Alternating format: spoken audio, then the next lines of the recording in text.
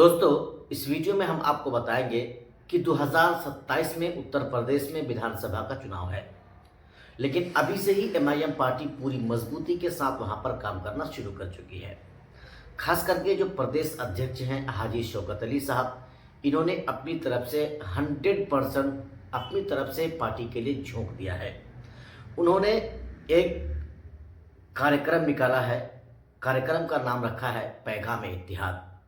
पैगाम इत्तेहाद के बैनर तले वो उत्तर प्रदेश के अलग अलग जिले के अलग अलग विधानसभा में जाते हैं और वहाँ पर जाकर सभाएं करते हैं। और उस बैनर तले यानी पैगाम इत्तेहाद के बैनर तले सैकड़ों लोग हर दिन एमआईएम पार्टी में शामिल हो रहे हैं।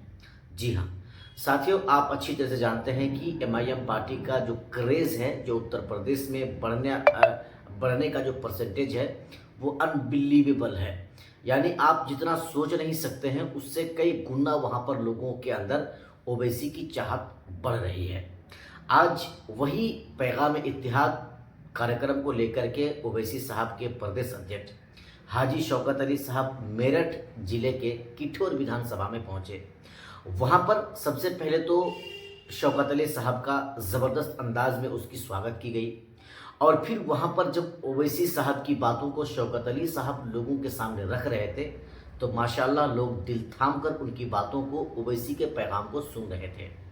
और लोग मन ही मन इस बात का एक जो है कसम खा रहे थे कि इस बार यानी 2027 में हम गलती नहीं करने वाले हैं और हम एमआईएम पार्टी को छोड़कर किसी और पार्टी, चाहे वो समाजवादी हो या बसपा हो, किसी भी पार्टी को हम वोट नहीं करेंगे। इस तरह की बातें अपने दिल में सोच रहे थे। मैं आपको ऐसा क्यों बता रहा हूं? मैं आपको बता इसलिए रहा हूं कि उसी कार्यक्रम में दर्जनों कार्यकर्ता, बसपा के हों या सपा के हों, इन दोनों पार्टियों के दर्जनों कार्यकर्ता एमआईएम पार्टी में शामिल हुए हाजी शौकत अली साहब के हाथों। जी हाँ, ये 2027 के विधानसभा चुनाव को देखते हुए यह एक इसलिए भी मैं आपको बता रहा हूँ कि ये एक अच्छी खबर है एमआईएम पार्टी के लिए भी और एमआईएम पार्टी के चाहने वालों के लिए भी। एमआईएम पार्टी के जितने भी चाहने वाले हैं उत्तर प्रदेश में पूरी मजबूती के साथ और सिद्ध दिल के साथ एमआईएम पार्टी के लिए काम कर रहे हैं और एमआईएम पार्टी का जो संगठन है उस संगठन को आगे बढ़ा रहे हैं।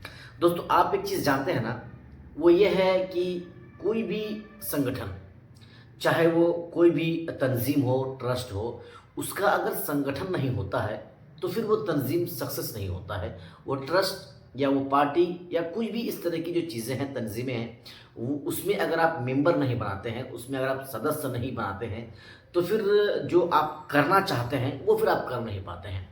और उत्तर प्रदेश में उस चीज़ को बखूबी तरीके से निभाया जा रहा है। संगठन की मजबूती में पूरा जोर लगाया गया है। संगठन की मजबूती को लेकर के प्रदेश अध्यक्ष हाजी शौकत अली साहब काम कर रहे हैं। हालांकि अध्यक्ष प्रदेश अध्यक्ष जी को शौकत अली साहब को जान से मारने की धमकी भी दे दी जा चुकी है। लेकिन एमआईएम पार्टी के जो भी कार्यकर्ता होते हैं, ये तो बड़े कार्यकर्ताओं की मैं बात नहीं करता, चाहे वो छोटा कार्यकर्ता हो, मिडिल कार्यकर्ता हो या फिर फर्स्ट क्लास का यानी बड़ा लेवल कार्यकर्ता हो, ये कभी किसी से डरते नहीं हैं। इन तमाम लोगों को आए दिन आप सुनेंगे, आज वहाँ से उसको धमकी मिली, आज वहाँ से उसको मिली, कल वहाँ से उसको मिली। इस तरह की जो चीज़ें हैं वो होती रहती हैं। लेकिन इन धमकियों से एमआईएम पार्टी का जो नेता होता है वो डरता नहीं है और वो ना पीछे हटता है। हाजी शौकत अली साहब भी वैसा ही कर रहे हैं, ना वो डरे हैं और ना वो पीछे हटे हैं। बस वो डटे हुए हैं और उनका जो फैसला है कि उत्तर प्रदेश में घर घर में एमआईएम पार्टी को पहुंचाना है, ओवैसी के पैगाम को पहुंचाना है, वो इस बात पर जो है वो काम कर रहे हैं। उसके लिए वो एक मुहिम चला रहे हैं पैगाम इत्तेहाद। उसी मुहिम के बैनर तले जो है वो लोगों के पास जाते हैं और ओवैसी के पैगाम को पहुँचाते हैं। एक चीज़ मैं आपको बता दूँ, 2022 में भले ही उत्तर प्रदेश के विधानसभा के चुनाव में ओवैसी को कामयाबी नहीं मिली, एक भी सीटों पर कामयाबी नहीं मिली, लेकिन ओवैसी के चाहने वाले उस समय भी ठीक ठाक थे।